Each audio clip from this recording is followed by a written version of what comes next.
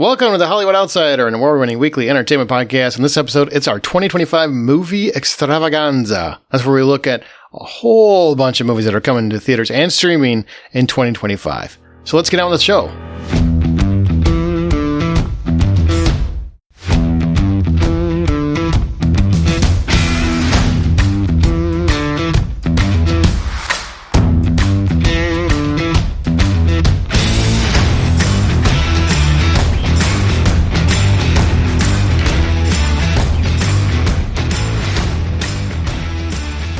My name's Aaron Peterson. Joining me today, my fellow host, John Davenport. Hey, buddy. Troy Heinrichs. Let's all go to the lobby to see a movie. And Amanda Sink. Hello, hello. And now I just want that outdoor theater thing where the hot dog jumps in the bun. So sexual. I'm very...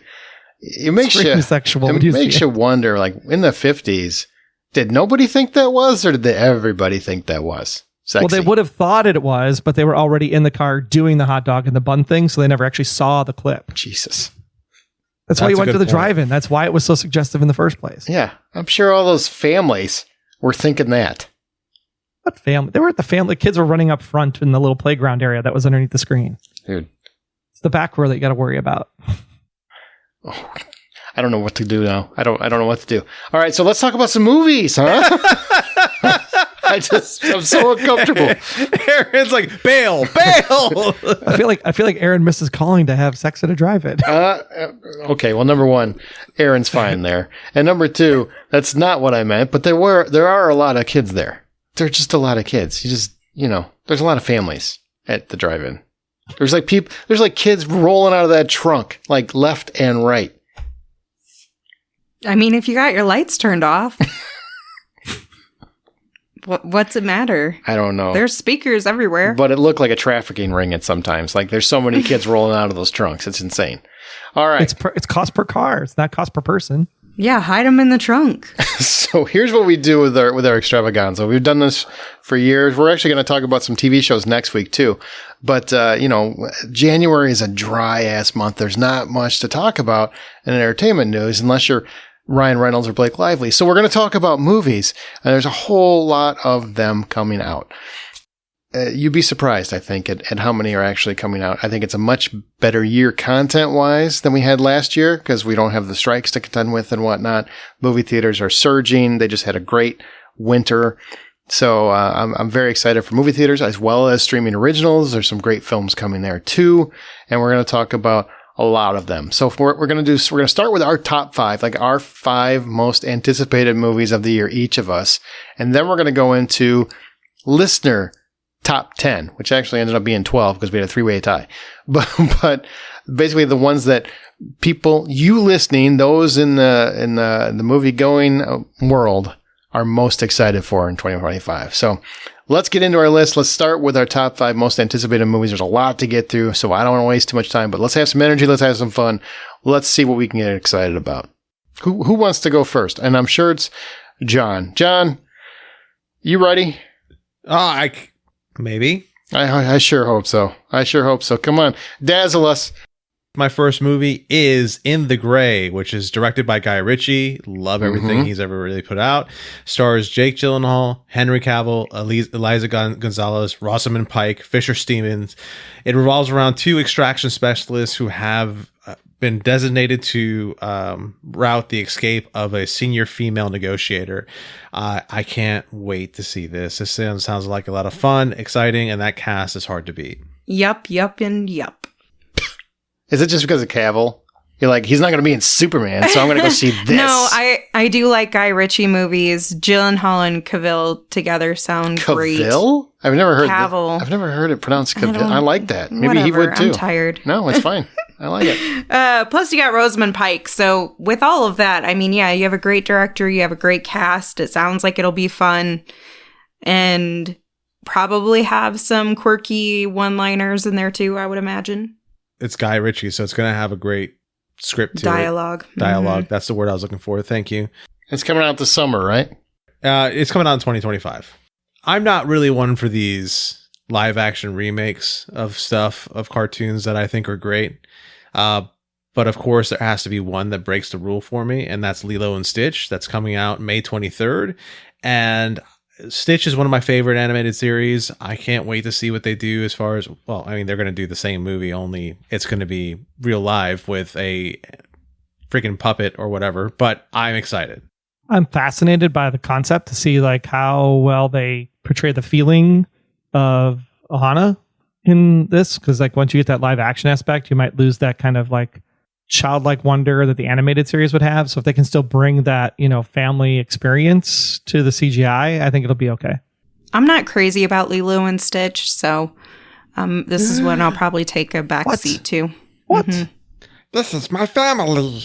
It's broken, but good.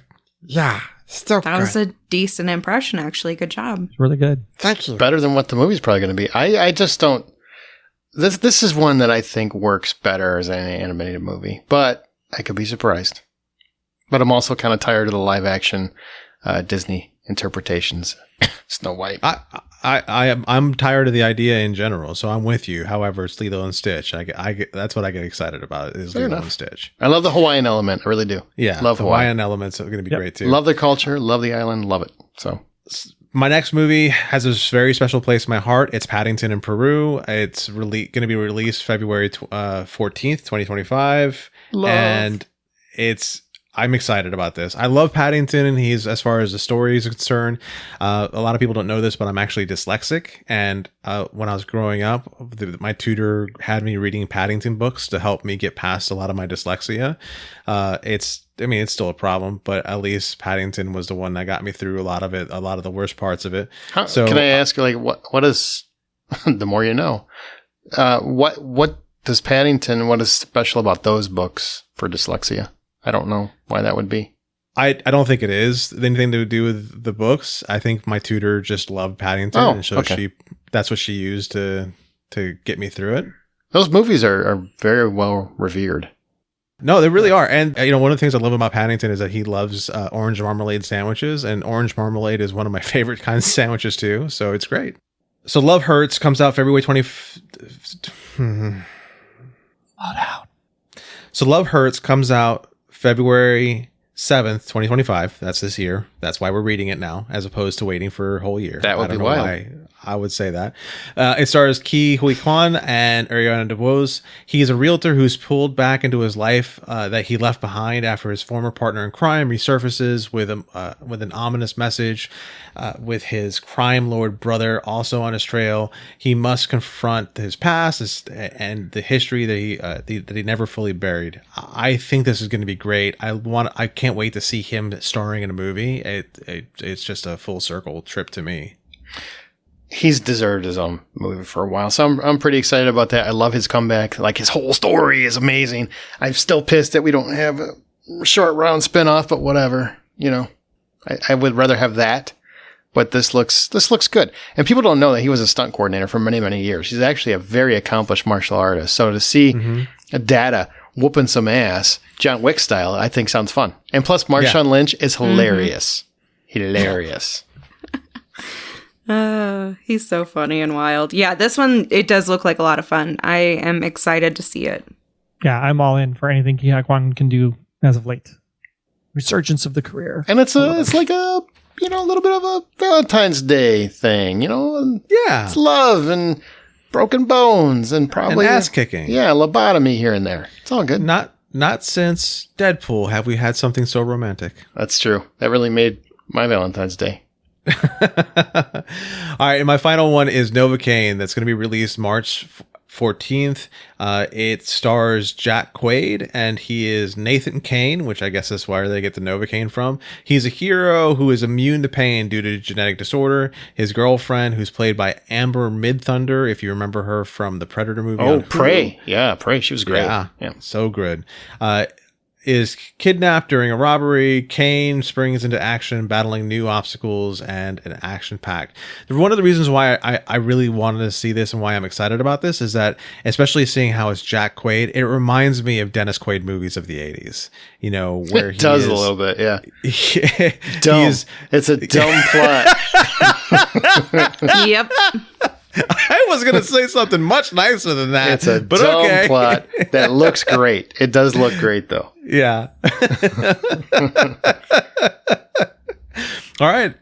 Yeah. What do you guys think?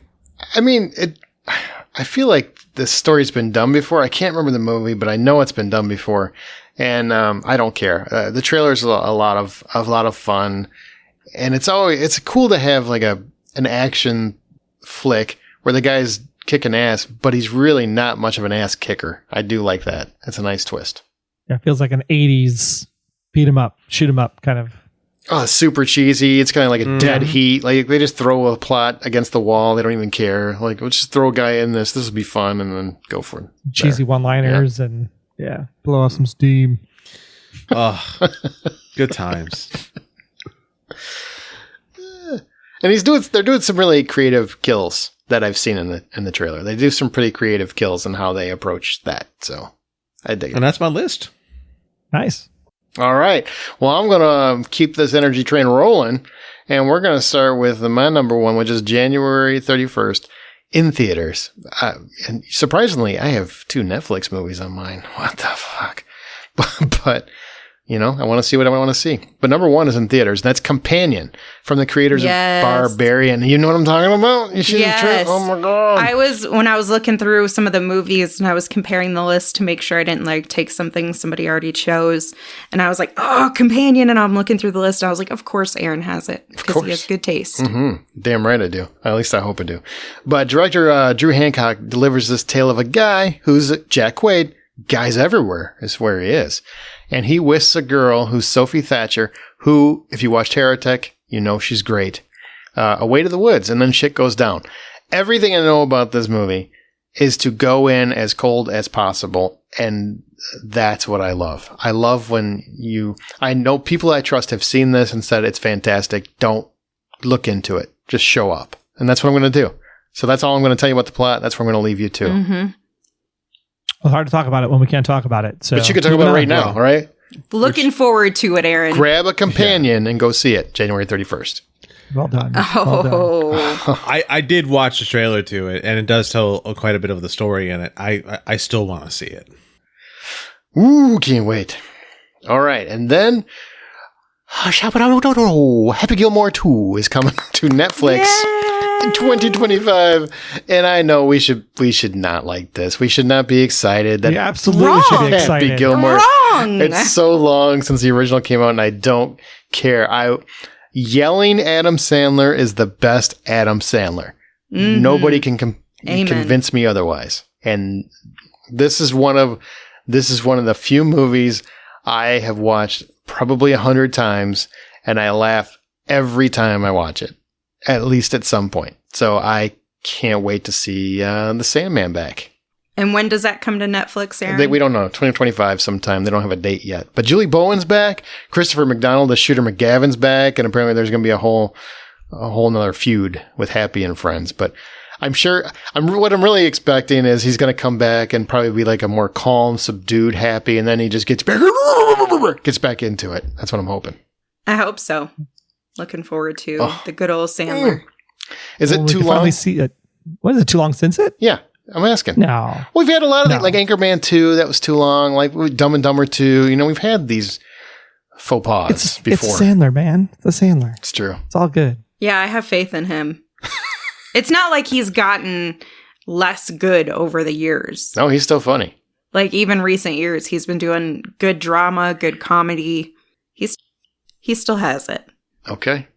Well, I know whenever it comes out, you can count on me and you in the parking lot of your favorite movie theater to go see it.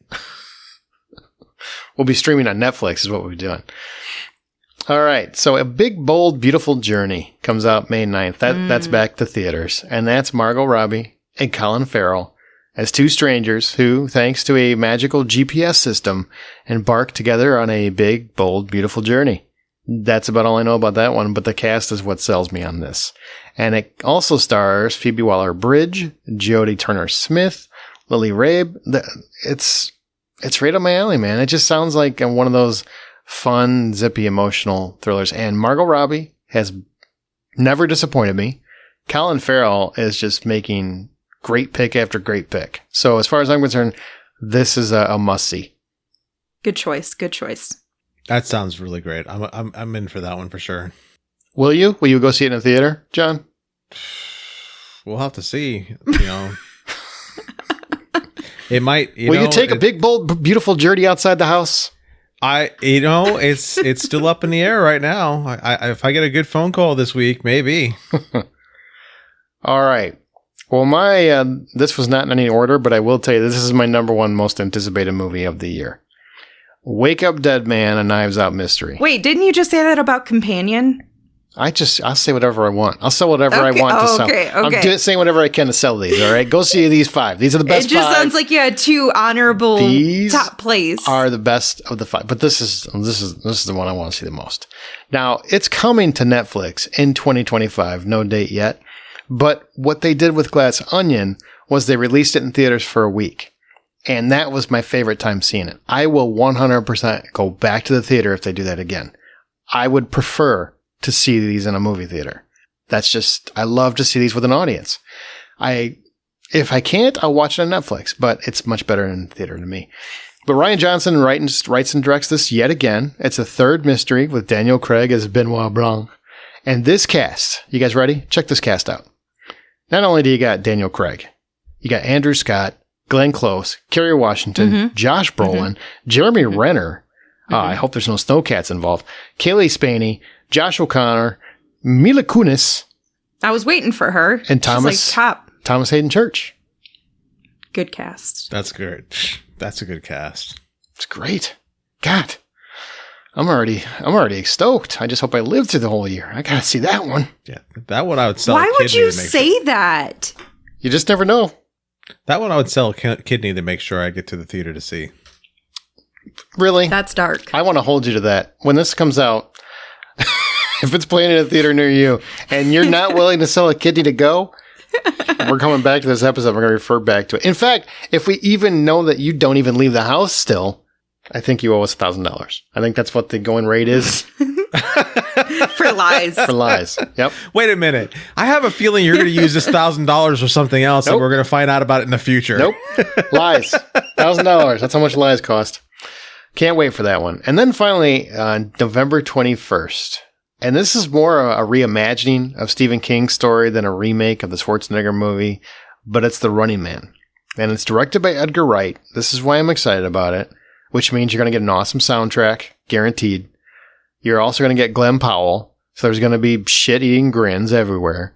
And it's about a game show where contestants are hunted for sport. And if Powell wins, he's rich. If he loses, he's less rich and dead. And Josh Brolin is the game show host. So Josh Brolin is popping up everywhere I want to be. Love it. I love that. Like this, I feel like some people are going to say, well, it's past its time or something like that. But I really feel like the survival game show is constantly up in the ante as it is. So I could see this in a real modern reality happening to some degree. People sign the waivers, man. I mean, you watch Alone, people could literally die out there. This got dark real fast. It did. I'm excited for a reboot, though. You love the story, right? I do like I like the original movies. I mean, the original movie's a little cheesy. Don't get me wrong. Richard Dawson. But at the same time, the concept of the movie is really great. Yeah. It's a great idea that deserves to be reinvented. And Edgar Wright is a great director. So I think he'll make it fun. All right. Well, we'll move into my list. And my first is The Monkey, which is coming out February 21st. Is that a Robbie Williams movie? It comes from horror maestro James Wan. Sorry. And Longlegs director Osgood Perkins. They team up for this adaptation of Stephen King's short story, The Monkey, which follows 2 twin brothers, both played by Theo James, whose discovery of a toy results in numerous murders. After many years and an unsuccessful attempt at destroying the monkey, the 2 brothers must come together to put an end to the murders. It sounds dark and mysterious. I love James Wan. I'm excited. Twins? Get over it. God. I feel like there aren't even as many twins in the world. Yeah, but there aren't that many twins in the world. But there are so many in TV. Statistically, there probably are. I don't think so. No, I don't think so. I think there's only 6. Last count, there's 6 in the whole world. That's We just keep running into all of them at the same time? Yeah, it's wild. I'll see it because of James Wan and Stephen King. Yeah. I mean, that's all you got to tell me. James Wan? Yeah, I'm in. All right. Well, then coming to theaters June 6th is Ballerina. The first spin-off film of the John Wick universe stars Ana de Armas as one of the female assassins trained by Ruska Roma, the criminal organization headed by Angelica Houston's director and glimpsed in John Wick Chapter 3 Parabellum. The details are pretty minimal right now, but we do know it will be another revenge tale, which are my favorite. Mm-hmm. And we know that it will be set specifically between the events of Chapter 3 and Chapter 4. So Keanu Reeves and his Continental cohort will also appear. Ooh. Yeah, this is exciting for a multitude of different reasons. I do like the John Wick movies, although I still haven't seen the 4th one. Shut your... You can't say you're a big fan of them if you haven't seen the final one. The 4th one was so good. Wait, hold on. Watch me say this. I'm a big fan of the movies, even though I've... It's a lie. Yeah. I mean, you can say it, it's but not it's a just lie. a lie. It's very true. I do like the movies. You owe me another $1,000. That's another $1,000. Yep. Writing a check. Your body can't cash. All right. Well, my third one is also semi-quasi my 4th one. So I'm going to go with first The Bride, ! Which comes out September 26th. It is a new Frankenstein film being brought to life, this time through a female lens. It will be a remake by Maggie Gyllenhaal of the 1935 Bride of Frankenstein. A murdered young woman in 1930s Chicago is born again at the hands of Frankenstein, played by Christian Bale.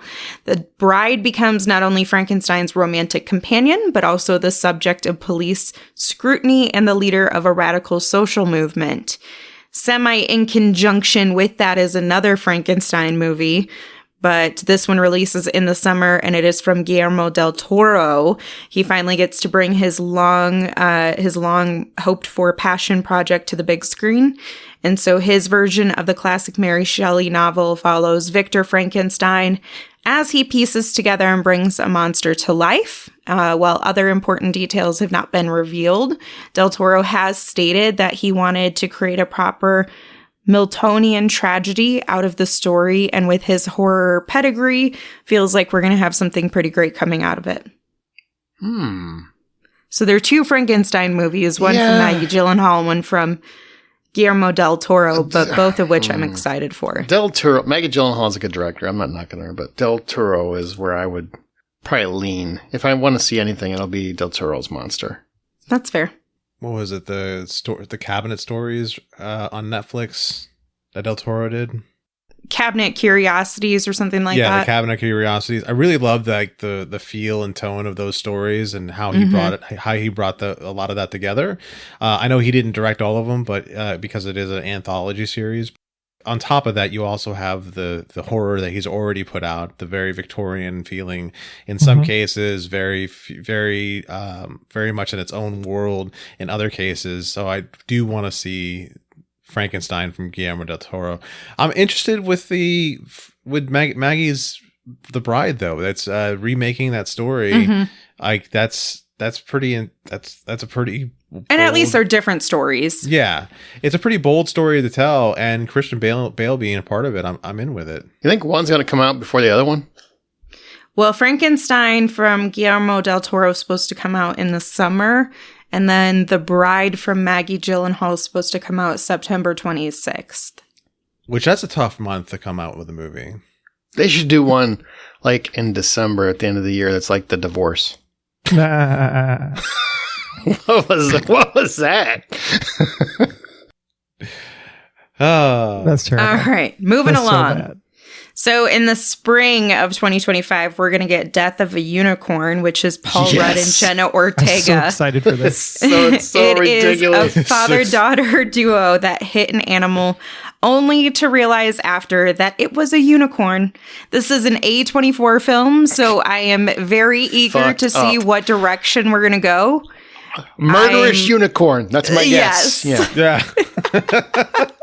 Paul Rudd, Jenna Ortega, A24. What could possibly be any better? What a weird, like that whole smorgasbord of the combination of talent in that is fascinating to me. You got A24, Paul Rudd, and Jenna Ortega. None of those things should be together. And then you throw in a unicorn. I don't know what the hell's going to happen. I have no idea. It's going to be amazing. I can't wait for that movie. Or weird as hell. I think it might be my top movie of the year, honestly. It might be because it's going to be weird. All right. So my last one is the untitled Trey Parker film, which is supposed to come out on the 4th of July. The Paramount film chief, Brian Robbins, had told the crowd at CinemaCon that this script is one of the funniest and most original scripts we've ever read. I know very little about it. We all know very little about it, but somehow Kendrick Lamar is involved. What? Yep. And I'm a big fan of Kendrick even before he got big with his Not Like Us song. But I'm super he excited. Threw Drake under the bus and ran him over 8 times. Yeah. Yeah, several times. So I'm curious about, because they've had it dedicated for the 4th of July too.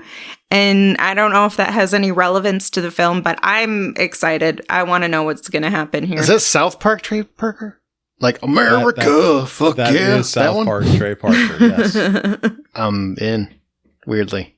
There's I don't know if it's that weird. His movies are pretty much hits, even within the insanity they all are. I hope I want a basketball sequel. That's what I want. Oh my God. That would be the greatest thing in the whole wide world if we got a basketball sequel. I love that movie. I don't know if I need much. Orgasmo again, but basketball, yeah. I'm in. Moving on to my listen, we have number 1, The Gorge. Nope. This one's Nope. You can't have a Miles Teller movie first. You can't. Nope. Yep. We've got rules. I'm literally putting this one on here because it's Miles Teller. The only reason I picked it was because I knew Aaron hates Miles Teller, but everybody on this podcast loves Anna Taylor-Joy. So That's fair. you know, Yeah. what Aaron's going to really hate though is that it's actually an epic love story between the two, and he's going to be like, Miles Teller, stay the F away. But it's a love story set on the opposite sides of the gates of hell. Yes, that's right. The Gorge actually must be guarded at all costs with no contact between the two towers that sit on either side of it, with Anna Taylor-Joy's character on one side and Miles Teller's on the other. They exchange messages back and forth as they protect the Earth from whatever's coming from below. And what a great way to say I love you on Valentine's Day on Apple TV+. This one's directed by Scott Dickerson. Of course it's Apple. Jesus Christ. But I will say I have seen the trailer and it looks really interesting. Like, cool idea. It's a very cool idea. Am I the only person who Yes. feels like, okay. No, it feels what? Feels like what? Like Anya Taylor-Joy is just becoming very oversaturated. She's good though. But it's starting to feel like she's the same thing in everything, and now we have her in everything. So it's the same character in everything she's in, which is a lot. The only thing I don't agree with, I kind of agree with that. She has a lot. I think she's extremely talented, but they keep positioning her as, like, she's trying very hard to be positioned as an action hero in the last couple movies, Furiosa, and now this. It's hard to, she's a waif. Like, she's so skinny these days. And I think it's a hard sell. But She looks so bad in the trailer though. No, she looks great, but I'm just saying, she's a waif. She's very thin. Tiny. She's a tiny person. Yes. So is Ana de Armas, but we don't have a problem with that. I think she sells the physicality more. I've seen both. Furiosa, I didn't think she sold the physicality. For me personally, I know a lot of people have raved about the movie. I wasn't one of them. There could be some truth to that. Okay. I'm looking for the acting, not for the looks. I am looking at robots though, because I can't say one. that with Miles Teller involved. I'm sorry.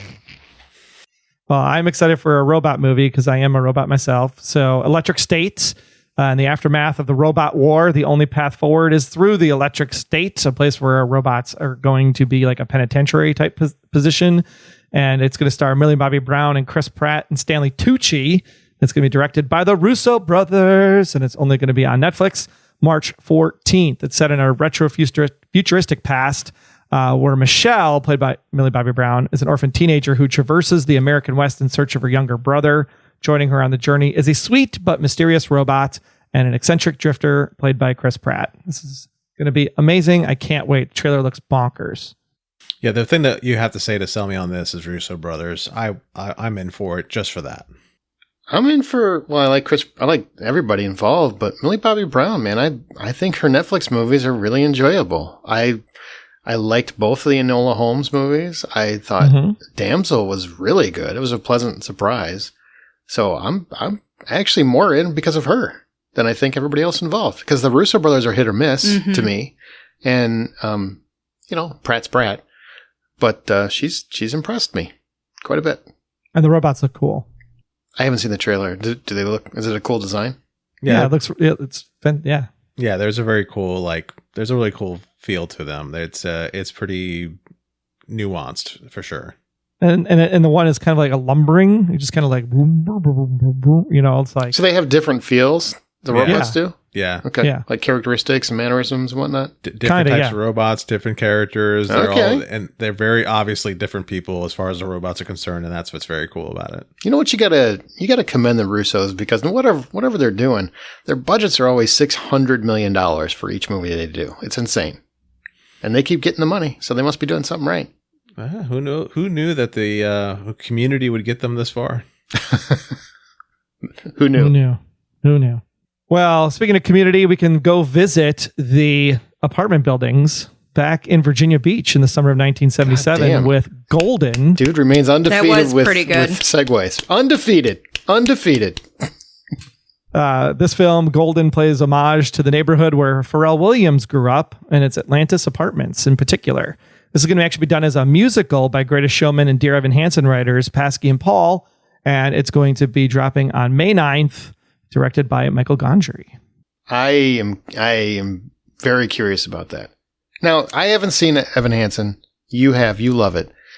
Well, I mean, I love the musical. The movie, I've got challenges with it, but it has Caitlin Dever, so I'm like, oh, Caitlin Dever. Is it the same music in the movie? They cut out 2 songs. One for sure they cut out. I think they cut out a second one.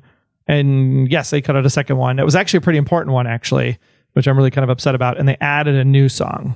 But their music's very catchy, so I can expect catchy songs in this. You like it's like the Greatest Showman. You find these catchy as well, because they did Greatest Showman. I'm excited. And Spirited and Dear Evan Hansen. So okay. Yes. Okay.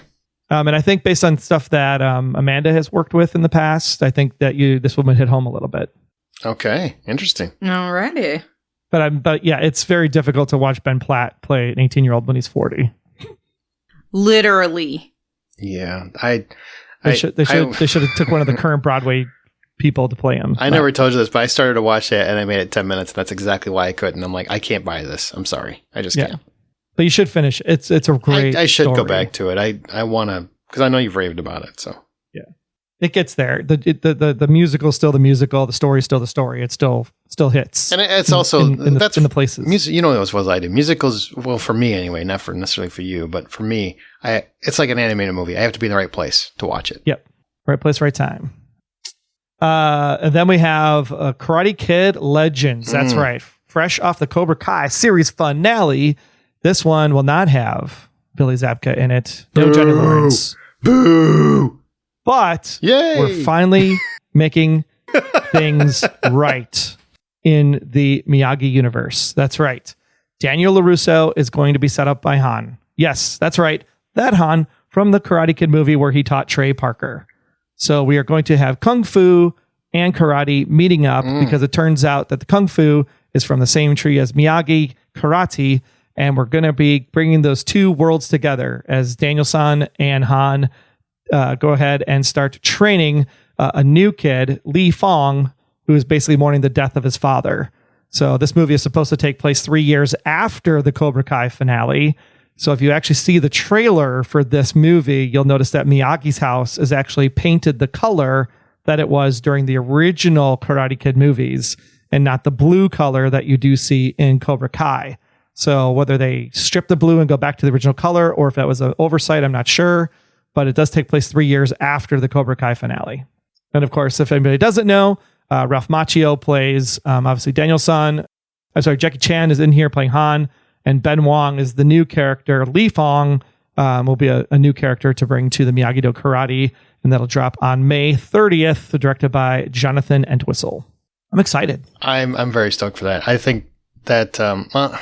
Let me dial it down a little bit. I'm not happy Johnny Lawrence isn't there. I'll even probably vent about that a little bit more when we talk about TV next week. But we don't know what happens at the end of Cobra Kai yet. We don't. So there might be a reason. Stop yelling at me. But I also, I think Jackie Chan, I'm kind of past Daniel LaRusso. So I'm hoping he has a more minor role. Is that mean to say? That's fair, because they do talk. You've had his story through the movies and then through Cobra Kai. Exactly. I'm kind of past LaRusso. But what I like about this, though, is that for those that did see the movie that Jackie Chan was in, it's very good. The big thing there was that like he was like a down on his luck, not really ready to be a leader again. And so in this trailer, we actually see him like he's in charge of his own dojo. He's got a lot of students. So it's kind of like he's kind of found his stride, but he's also met his match. And so that's why he needs to find Daniel-san to help him win the last thing or whatever. Fair enough. Yeah, I'm excited. And then, of course, me, the Pixar person, Elio, is going to be coming, of course, on the Father's Day weekend, as always, June 13th. What if the thing you were searching for found you first? In this Pixar Animation Studios big screen comedic misadventure, alien-obsessed Elio discovers the answer to that question when he is transported to the Come-universe, an interplanetary paradise that is home to intelligent life from galaxies far and wide. But when he's mistaken as Earth's leader, he'll have to form unexpected bonds, navigate a crisis of intergalactic proportions, and make sure he doesn't lose the opportunity to live out his ultimate dream. It's landing in that usual Father's Day weekend spot. I can't wait. Looks really, really good, and Pixar back to form. Are you happy to have something that's not franchise driven? Like You mean like an original Pixar movie? Yeah, I am actually. You know, because we got the Inside Out 2 this last year, so like let's go back to an original, and then we can go back to Toy Story. We're going to get Toy Story 5. Yeah, you know, which I'm okay with. Toy Story 1, 2, 3 was great. It could have ended there, but it's the Andy trilogy, right? So now we're in the Bonnie trilogy. Mm-hmm. So if we can get a good Bonnie story for 3 movies, why not? You know, if people love the characters, I'm down with it. Lightyear was a disaster. That was a stupid mistake, but Elio. Is it Elio? Elio? Yeah. Elio. ELIO. That's the title. ELIO. I'm excited because when they make their original stuff is really good. So I'm looking for. I love Pixar. I hope they get back to being the Pixar of 10 years ago. 4-quadrant delivery. Mm-hmm. Tear up sometime in the movie, and you got a winner. That seems like going to be such a good movie. I do like you guys. I like it whenever there's something original and new from Pixar. I don't really go for the sequels so much, but when it's a new story, I'm down. And that's my 5. Good picks. I like them. All right. Well, now we're going to segue to our listener picks.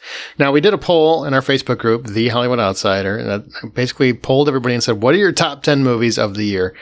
Because we figured that way, those are going to be the ones that people are most excited about. And we're going to decide if we're as excited about them as they are.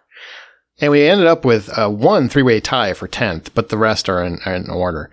So we're going to start with number 10. And these two Yahoos are going to alternate. So, Amanda, take us away. Start us off. Mickey 17 comes out March 7th. It has Robert Pattinson in it. It's directed by Bong Joon-ho. A disposable employee is sent on a human expedition to colonize the ice world Nilfheim. After one iteration dies, a new body is regenerated with most of his memories intact. I know this one's kind of low on the list. It still made the top 10, but I am excited from the fact that, you know, we have Robert Pattinson in his heightened era of his acting work, and Bong Joon-ho is a great director. So I'm very much looking forward to Mickey 17. Yeah, he directed Parasite, if you're not sure who he is. My God, that's a great movie. I think if you watch the trailer for this, I think you would really be stoked for it. It looks creative, innovative, and interesting. It's been pushed because they had delay in filming and whatnot, but I just can't wait to see it. All right. Airing, I believe, this Friday is Wolfman. Wolfman is Lee Wannell's latest horror film coming to theaters January 17th. Blake and his family are attacked by an unseen animal and in desperate escape barricade themselves inside a farmhouse as the creature prowls the perimeter. As the night stretches on, however, Blake begins to behave strangely, transforming into something unrecognizable that soon jeopardizes his wife and his daughter. Cannot wait to see Lee Wannell's new work. Yeah, I'm excited for this. I love werewolf stories, and and Lee Wanell. I always give what he's doing a chance. Okay, you guys need to jazz this up. This looks fantastic. Wolfman looks amazing. Lee Wanell is awesome. He did Upgrade. He did The Invisible Man. He did Saw. He wrote Saw, motherfucker. Like, go see this. This is the kind of movie I want to see in a theater. This is 100%. I already have my tickets for it. There you go. Let's go. What are you on? I'm on excitement. You guys should try it sometime. All right. Well, another one that's got people excited is Tron Ares. And this is the last one tied for 10th place. I withdraw all previous excitement. This one's coming to theaters October 10th. A highly sophisticated program, Ares, is sent from the digital world into the real world on a dangerous mission. I could not care less about Tron Ares. Yeah, this one kind of breaks my heart because I really liked the first two Tron movies, and I like the difference of the second Tron movie from the first one. And how it grew. I would have liked to stayed with those characters more, but with fucktoy sizzle tits, I can't remember his name right now because Jared Leto. That's the one. I don't care. Never mind. I'm just going to walk away. How did you get Sizzle Tits? How did you get Jared Leto from Sizzle Tits? Jeez. Well, that's me. That's Sizzle what I call Teeth, maybe from the Virility War during the Joker stuff that he did. But I just don't get excited. I don't get excited about Jared Leto. I just don't. And the fact that he's in this is disappointing because I want to see this be taken a little bit more seriously, and I don't know if it's going to happen with him in the movie. You won't get any argument from me. Okay. I always thought Tron would be a trilogy, so I'm glad they have a third. I wish it would still revolve around the ISOs from the second movie. Maybe it will. Don't know yet because that's where the ISOs were in the real world. So if Ares is coming to find an ISO, that could be cool how they tie the two movies together. But yeah, not high hopes for this, especially coming in an October drop. Like this seems like it should be like a summer movie or a holiday weekend October release. Can get some cool movies. It's September that's not a good month for movies. Why do you hate it? Why are you a month hater? Why are you a monthist? I'm not a monthist. Oh, him. You're discriminating against months. He is. Oh, him. He's like, we drop it in October like Halloween doesn't matter. This is a long-standing Disney property with a freaking amazing ride at Epcot that they should be tying the two things together, promote the shit out of it. What the fuck is Bob Iger doing? Can we get a new CEO again? They just got profitable. He's got a lot of work to do here. He's doing his best. He's got to fix some stuff. I know. Let's reverse a couple of things. Maybe he fixed Tron with this movie. I don't know. Don't count the Tron series as a dead thing yet. We'll find out. You know what's not dead though? Dinosaurs. Yes, that's right. Because if 6 movies wasn't enough, let's make a 7th in Jurassic World Rebirth. I'm in. Coming July 2nd, 2025. 5 years post Jurassic World Dominion. An expedition braves isolated equatorial regions to extract DNA from 3 massive prehistoric creatures from a groundbreaking medical breakthrough. This is not going to be connected to the other movies, though, right? It's going to be its own thing. I mean, it's like its own thing, but it's still in the same universe. Do people have a problem with this? Because I love dinosaur movies, so I don't care. Love dinosaur movies, too. It sounds like we're not going to have too much in the way of returning cast in this. Scarlett Johansson, man. I like her. I said returning cast. I know. That's what but I'm saying I like her, so I'm good. Yeah, I like her too. Oh, yeah. New cast, 5 years later. I kind of like that. But I mean, how many times can you let's run away from big monsters in a jungle? Lots of them. Have you seen Fast and Furious? Those are they're just dinosaurs with wheels. Right. What the fuck? Okay, so coming November 21st, Wicked for Good. This is part 2 of the Wicked film that came out in 2024, which is a Broadway adaptation for the 8 of you that aren't familiar by now. For the 8 of you who haven't seen a TikTok video of people recreating that song. Exactly. With other movies dubbed over it. After challenging the wizard's totalitarian regime in Oz, Elphaba must grapple with her identity as the Wicked Witch of the West. Meanwhile, the wizard has given Glinda the title Glinda the Good and a public status as the nation's defender against Elphaba. The two witches must make decisions that seal their fates in this second musical installment. And composer Stephen Schwartz had said, "We found it very difficult to get past Defying Gravity without a break.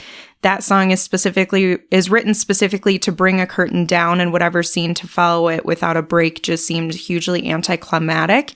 So that's why they cut the movie where they did and separated it into two parts, in case you were wondering." Bullshit. I call bullshit on that. I mean, good for him for having a great sales pitch, but I mean, I also love how he sales pitches the fact that the song was written to specifically bring a curtain down, but yeah, we kept it going for an extra 30 seconds just to get the shot into the sunset. Exactly. Yeah, that's that too. They wanted to make more money. That's it. But hey, the movie was great, and it never bored me. So I'm looking forward to the second one.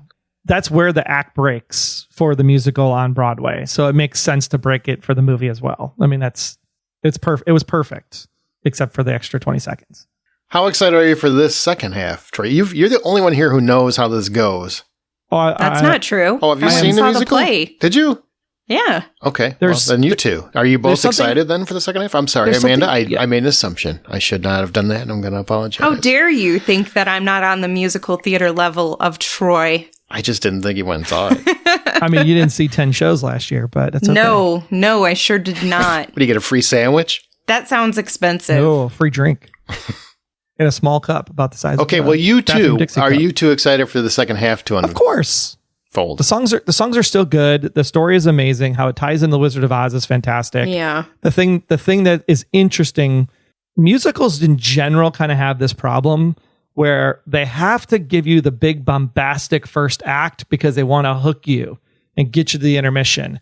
And then the second act comes out and it's a little slower for the last hour and a half. And it's not the best songs in the second act until the finale, right?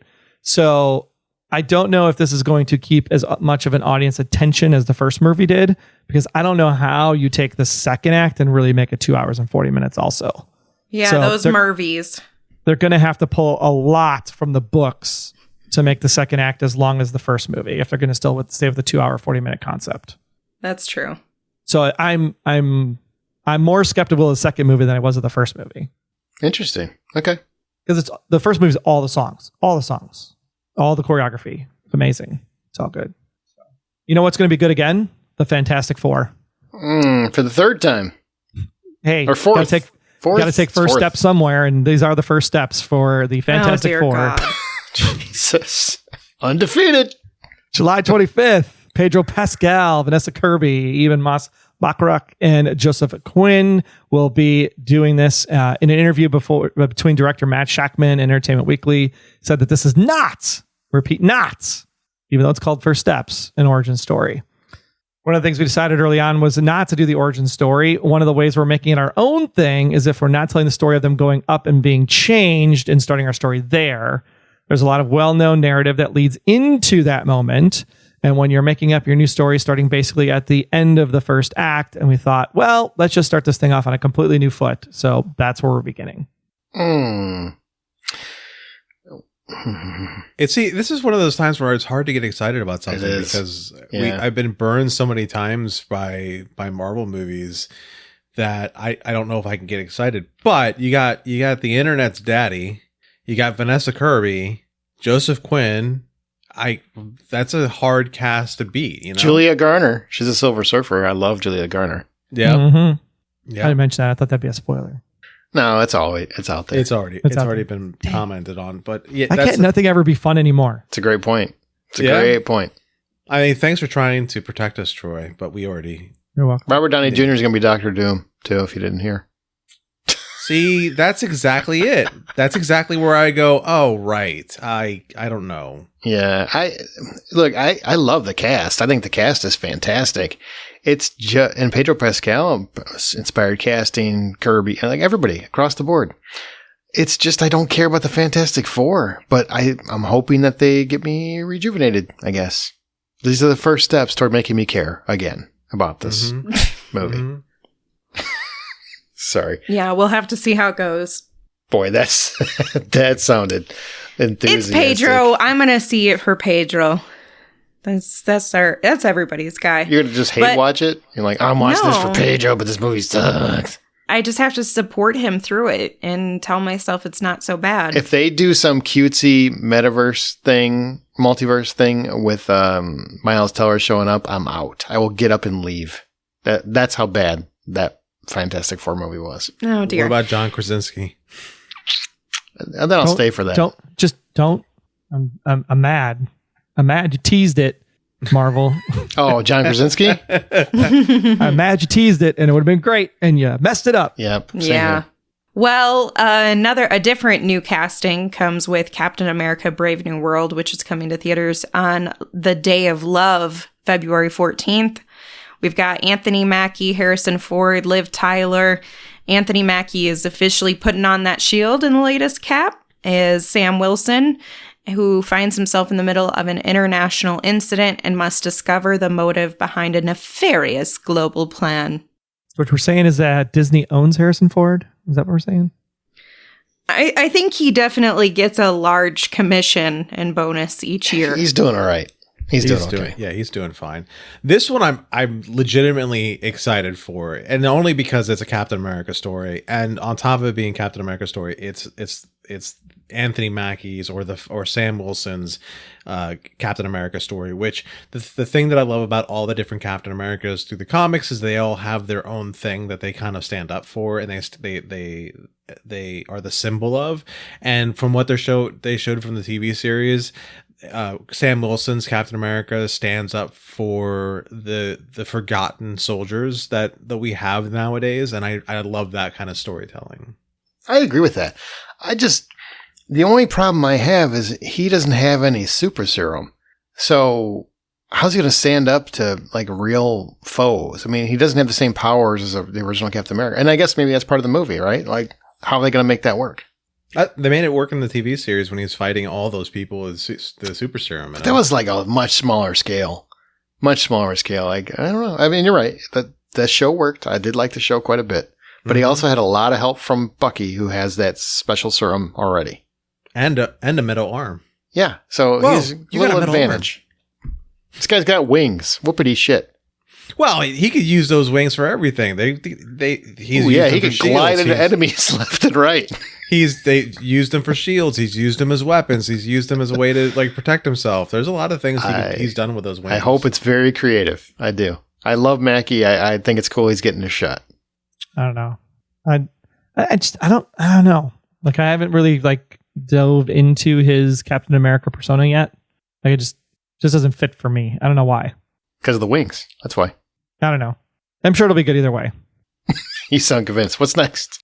What's next is a ripoff, because we all knew that, Earth, Fire, Wind, Water was for the Avatar, The Last Airbender. And then this James Cameron guy shows up and he's like, let me call something the Avatar and then use the same elements, because we all figured that fire was up next after Avatar, Way of the Water. So sure enough, here comes Avatar, Fire and Ash. Shocker. December 19th, 2025 for the Christmas rush. James Cameron's third installment in the Avatar series. While we don't have an official synopsis yet, we can expect to see even better effects, and that Fire and Ash will introduce a new Na'vi tribe on the wonderful planet of Pandora. Don't care. Here, everybody's going to say that, and it's going to make $2 billion. That's the funny part. Yeah. Somebody's kids care, but I don't give a shit. Yeah. It's going to make $2 billion. I've never been a big fan of this series, and I've been disappointed by each movie that's come out. Cameron's missed you the whole way. He really has. Yes. While he's like drying his tears with the billions of dollars off of his face. Yes, I know he's missing my $111. Is the next one going to be an Air playoff? Air B in Airbender. Yeah. BNDR. Avatar Airbender. Yeah, but he just like takes a couple letters out. Why not? He takes the vowels out of Bender. It's Air Ender. All the oxygen gets sucked out of Pandora and the planet dies. Oh no! They've gone from suck to blow. Oh man! God, all right, Sam Worthington is so happy he's got a job. Yeah, For sure. we're going to just pretend that Avatar is not happening. So Thunderbolts is coming out May 2nd. It's still a cool concept, okay? I guess. It is a cool concept. Dude, we can naysay it all we want. It's hugely It popular. is huge. Hugely popular. Do you think that's because of the story, though, or because of the effects? Fuck no. It's because It's because of cool. Pekin. Pekin stole the show in the second movie. Like, give the whale his own damn franchise, all right? Yeah, that's why that's why families were going back by the hordes. Because They wanted, of the whale. they wanted to see that boat rip in half when he jumps over it. Dude, it's people enjoy the movies. They do. I enjoyed the second one. I enjoyed, for what it was. Great Well, of effects, course, you though. enjoyed the second one. I was watching the first one and then watching Titanic, two of your favorite movies. All right, so Florence Pugh, Harrison Ford, he's got another opportunity out there. Sebastian Stan, David Harbour, and Wyatt Russell are in our Thunderbolts May 2nd. Directed Looks by amazing. Jake Schreier. Yes, it does. The Thunderbolts are a group of supervillains who are recruited to go on missions for the government. I'm sure all of them are above board and approved, and all of the citizens in the country would approve of them as well, but excited to see this group come together. I'm sure it'll be very entertaining. I love this trailer. It's Marvel's Suicide Squad, if you didn't put it together, and looks wonderful. And Yeah. it's better than Suicide Squad. Whoa, you One- haven't seen one it, and bitch? two. I saw the trailer and that's all I needed Whoa. to see. All I needed to see that this was better This than got Suicide heated Squad. so quick. I hope, Can't wait for that. I hope It's gonna be Jared Leto amazing. gives a cameo. Full grill. I'd say I punch you in the teeth, but I might hurt my hand. No, I'm excited for this. This is going to be great. It's something new Marvel that looks like old Marvel that's going to feel like a sweet spot, I think. Great way to kick off the summer. Absolutely. I'm excited to see David Harbour in something again. I just finished up Preacher Commandos because I was forced to, and his just having his voice playing Frankenstein in that made it so much better. And I like the way he's able to commit even by voice and even on the screen when he plays this character. Like I like how he commits so fully to being absurd and yet still believable. And if he was a character in that cartoon, if there's a real life presentation, then in live action, then he will be playing that too. That's what James Gunn said. Anybody in the animated that comes to live action will be played by the same actor. Yep, and that makes me even more excited because Eric Frankenstein was amazing. Thunderbirds looks fun, and Florence Pugh, man, I have nothing but excitement for her. She's the lead in that one. Mhm. Yeah. I mean, Florence Pugh can do no wrong, but the one that can one up Florence Pugh is my girlfriend, Jodie Comer. She's amazing. I'm with you. You're right.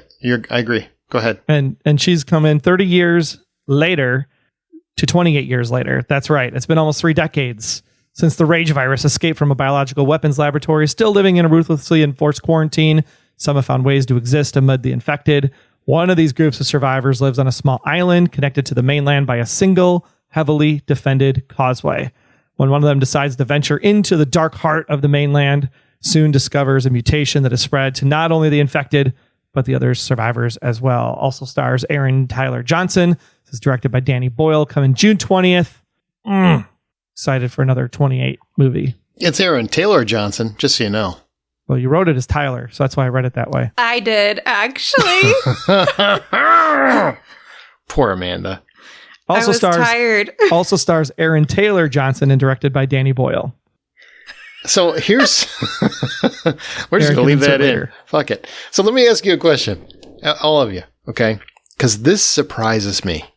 I expected people to be like, "All right, I want to see that." I did not expect. Like, it's number 3 on this poll. I've seen it on the leading polls left and right, and IMDb and everything else. Why are people so excited for this one?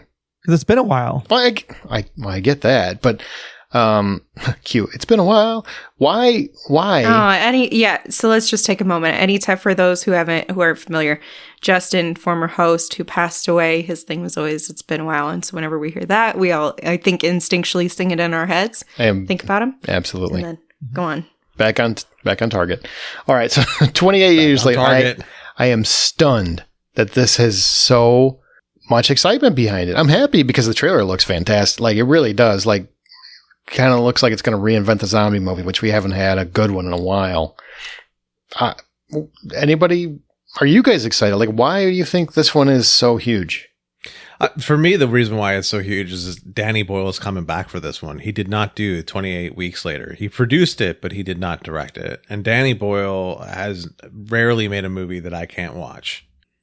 Yeah, and I think just with the cast and the name recognition of the franchise, I think it puts things together, and you go like, I'm down for another one. And Alex Garland wrote these too, by the way. Yeah. And we've also been in a little bit of a slump when it comes to like zombie content. We've Fear of the Walking Dead is not like it was with The Walking Dead. And with films, we're not really seeing them as prevalent either. So I think it's also about timing, where it's like, okay, we're not so inundated because we've been inundated with superhero. That's what we've been just obsessed with. So it's also just about getting into something a little bit different that we have a lot of love and appreciation for. A lot of people are big fans of 28 Days Later. So I think it's also that, and you have a great cast. Fair enough. Just curious. All right. So number 2, we have Superman. Number 2 got beat by something. Superman is not the strongest person on the planet. But James Gunn is bringing us a new iteration of Superman on July 11th. This is actually James Gunn's deceased father's birthday, who he has said influenced the screenplay. So I think that's kind of sweet as well. Oh, no, I can't make jokes that are mean. Mm-hmm. Damn it. Superman follows a titular superhero as he reconciles his heritage with his human upbringing. He is the embodiment of truth, justice, and the human way in a world that views this as old-fashioned. We did get a trailer for this recently. We talked about it on a different episode around Christmas 2024. But who's super excited for Superman? My wife, actually. She told me today she was like super excited to see this. And I was like, really? You're not like the superhero type normally? She's like, yeah, there's just something about Superman. Superman's like the superhero.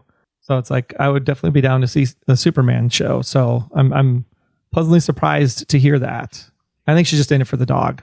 Really, but Dog won me over. Dog won me over too.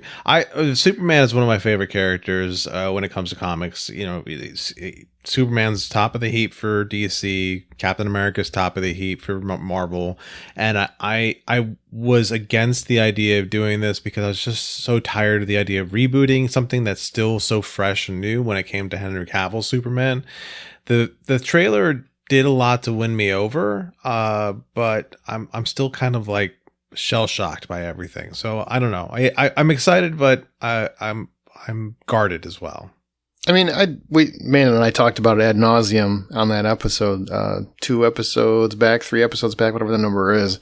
But succinctly, I will watch it. I'm not excited or stoked for it. I feel like we've been here, done that, and I also just don't love Superman. That's fair. More importantly, I want to know who is more popular and beat Superman. That's what I want to know. Who is number 1? Oh, we all know. The Superman of all time when it comes to stunts and movies and looking fabulously young from drinking the blood of babies. That is Tom Cruise, Amanda's boyfriend. My number 1, A1 Day 1. Coming back to theaters May 23rd for the final reckoning of Mission Impossible. No official synopsis yet, but the 8th movie in the Tom Cruise hit action franchise will be a direct sequel to the previous film because they were supposed to be the same movie together. Yeah, they were. The previous film, for the first time in the series history, it'll be like a part 2, but it's not Dead Reckoning Part 2. It's the final reckoning, May 23rd, Tom Cruise, one last time. I'll see it. Let's unmask this bitch. Yeah, I'm okay with this being number 1 because it's a no-brainer. Yeah, like Mission Impossible has, with the exception of one movie, has been all hits, except for maybe one. And even then, that one movie was a hit for its time. It made money. It made money. Again. Yeah, it's hard to watch again. It really is. Yeah. I love this series. I love what they did with it. I love how they turned it into something different along the way. And I love that TV series growing up as a kid. It's something that I used to watch with my pops. So I love what they turned this into. I'm okay with this being number 1. I love Christopher McQuarrie, and he's the director and writer of the last few. And if you didn't see Dead Reckoning, and I know it came out at a time and it kind of got swallowed up by Barbie and Barbenheimer, right? So it kind of crushed the box office a little bit. That was a nearly perfect action flick. It was one of the best action flicks I think that have come out in the last decade. It just all around as a whole, it's a great frickin' movie. And if they can come close to matching that with this one, I don't see how it shouldn't be number one. And sorry, I know Mission Impossible has been there, done that, I guess, in terms of, nobody remembers what plot happens with what movie. Fair enough. But you remember the set pieces. And I can't wait to see what the hell Tom Cruise is going to dangle off of this year. Probably something wild that violates an insurance policy. That's all I know. It's going to get another insurance guy. Okay. Oh my God, that's so many movies. Now, 32 movies we talked about in the last hour. Okay, well, we're going to do like a quick hit. Okay, I don't want to have to go through all of these, but I'm going to mention them and see if anybody's excited about any of these. Okay, real quick. The I Know What You Did Last Summer reboot. Anybody excited? No. Is it July? No. Okay. Megan 2.0? No. Nah. Wow. F1, which is Brad Pitt, Formula One racing I might movie. check this one out. Yeah? Nope. Okay. All right. Got It's something. Brad Pitt. I know. Sinners, Michael B. Jordan. He's playing twins again. Yep. No. No. Why'd you say, why are you like, that was a hell of a yip. Yeah, I read up on it. I watched the what I could find on it. It looks great. I'm in. Like Ryan Coogler and Michael B. Jordan. Yeah, let's do it. Yeah, they work well together. They really do. Good duo. A Minecraft movie. No. Maybe. Yeah, I could see that being fun. The trailer looks I terrible, can't. though. Yeah. I'm interested. Not interested for me. Okay, so here's the last one. Now, Snow White.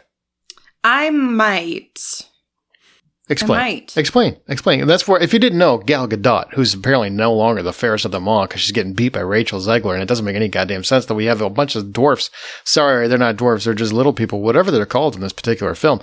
But they're animated, kinda, but also supposed to look real, and it looks terrible. I think the design kind of looks terrible.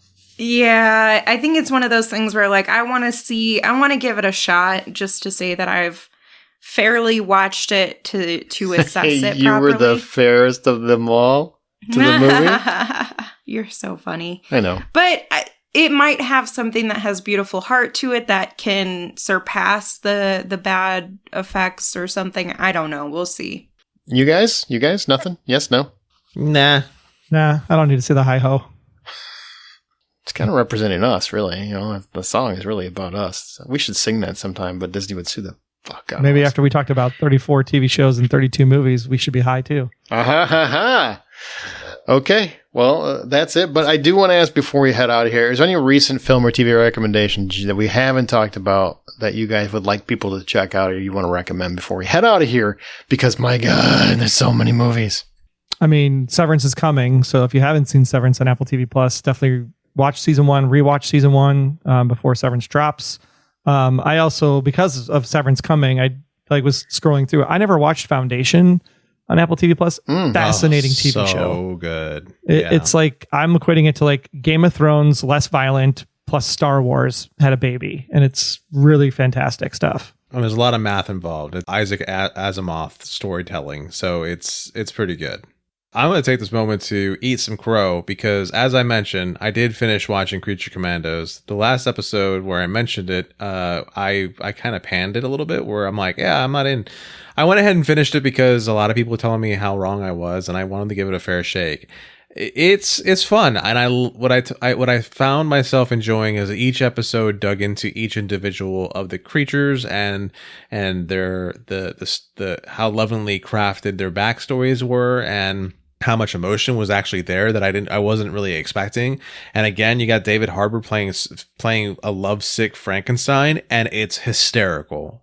So I'm gonna give that a go ahead a thumbs up as opposed to the thumbs down that I did give it a couple weeks ago.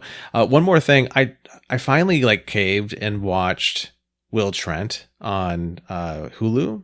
I didn't want to watch the show. I don't know why I didn't want to watch the show. I had no interest in doing this, but I ended up letting it play after I finished watching something else. And then I just was like captivated by this character, by all the different characters in the show and the storytelling that's happening. And reason why it struck so close to home for me is that it turns out Will Trent is dyslexic. At least they're portraying him as dyslexic in this show.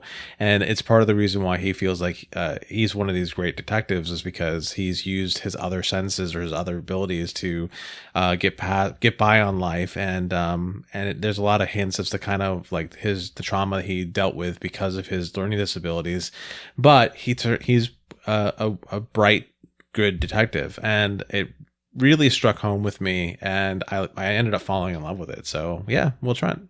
Aw. Well, my recommendation is one I never thought I would ever give as a recommendation, but here we are today in 2025 on Netflix.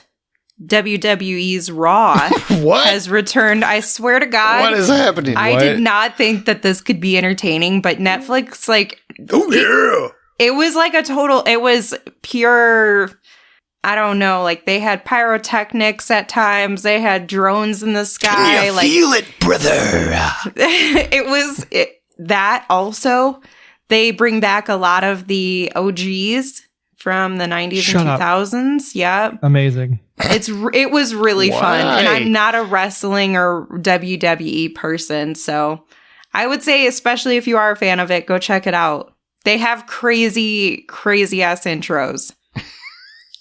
I mean, don't get me wrong, it's still wrestling, so it's still funny as hell to like watch it and make fun of some of this stuff. Like, we absolutely know you did not hit them in the face, but now they're super dramatic and throwing their head around. I love it. That's lies. That's all real. That's all real. And but $1,000. I will say, It's a going rate. nice callback. Touche. I will say, like, even though the wrestling itself is not real, they really do get hurt by. Yeah, they do. doing that. They're really being thrown around. Yeah. I always love their genuine storylines. athletes. They're genuine athletes for sure. Sure. Yeah, no, 100%. Yeah. They're slamming those roids to the mat. Yeah, I'm glad you enjoyed it. That's cool. I'm going to mention American Primeval if you haven't seen it. It's on Netflix. It came out just recently, and it's a 6-part series from Peter Berg. He's a director. He's done Spencer Confidential and Lone Survivor and a bunch of other things. Like, he's a great, The Kingdom. He's a great director. And this is Taylor Kitsch and Betty Gilpin, who I love, Betty Gilpin. And it's set in the 1800s, basically the Old West, but it's not your grandfather's Western, man. It's really dark and gritty, and it's showing how harsh everything is. That, you know, just because you like a character doesn't mean that they're going to get through this, that they're not going to suffer.